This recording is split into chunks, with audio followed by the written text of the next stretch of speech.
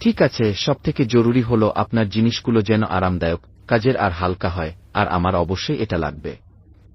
নিরাপদ পানির জন্য আর বর্জ্য কমানোর জন্য এটি হালকা ও আরামদায়ক হওয়া খুবই জরুরি। আমি আমার ব্যাগটি ঠিক এভাবেই সুন্দর করে গুছিয়ে নিয়েছি। সফরটা বেশ উত্তেজনার, সব প্রস্তুত, কিন্তু কাকে ভুলে গেলাম? সবথেকে জরুরি। বুঝতে পেরেছেন?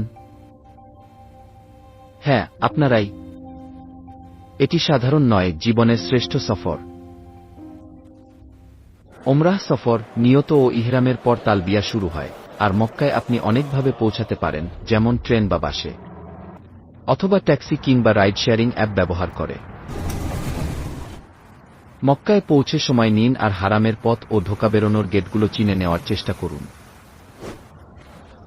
হারামের বহুভাষিক সাইনবোর্ডগুলো খেয়াল করুন এবং অনুসরণ করুন, এবং নিশ্চিত করুন প্রবেশপথের নম্বর মনে রাখুন।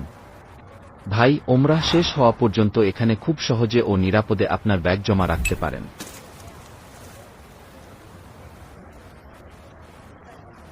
হারামের ভেতর ব্যাগ নেওয়া একদমই নিষেধ। হাজরে আসওয়াদ থেকে তাওয়াফ শুরু করুন।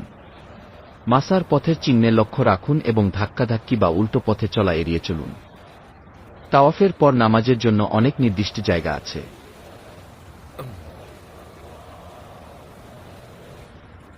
আর আপনার সাথে বয়স্ক বা বিশেষ চাহিদা সম্পন্ন ব্যক্তি থাকলে খুব সহজেই ইলেকট্রিক কার বুক করতে পারেন। সবাই শুনুন, একটা বিষয় পরিষ্কার করি, তাওয়াফ 7 বার আর সাইও 7 বার। সাফা থেকে মারওয়া 1 চক্কর আর মারওয়া থেকে সাফা 1 চক্কর। যদি সপ্তম চক্কর মারওয়াতে শেষ না হয়, তবে নিশ্চিতভাবে আপনি ভুল করেছেন।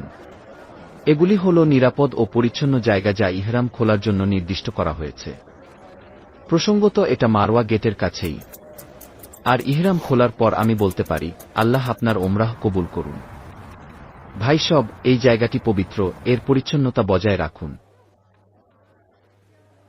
হারামের জমায়ম শুধু পানের জন্য, অজুর নয়।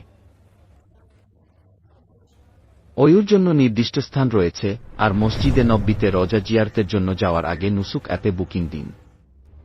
সব সহজে জানতে ওমরাহ ও জিয়ারত গাইড ডাউনলোড করুন, আর কোনো সাহায্য বা সমস্যার সম্মুখীন হলে কল করুন ৬৬ নম্বরে।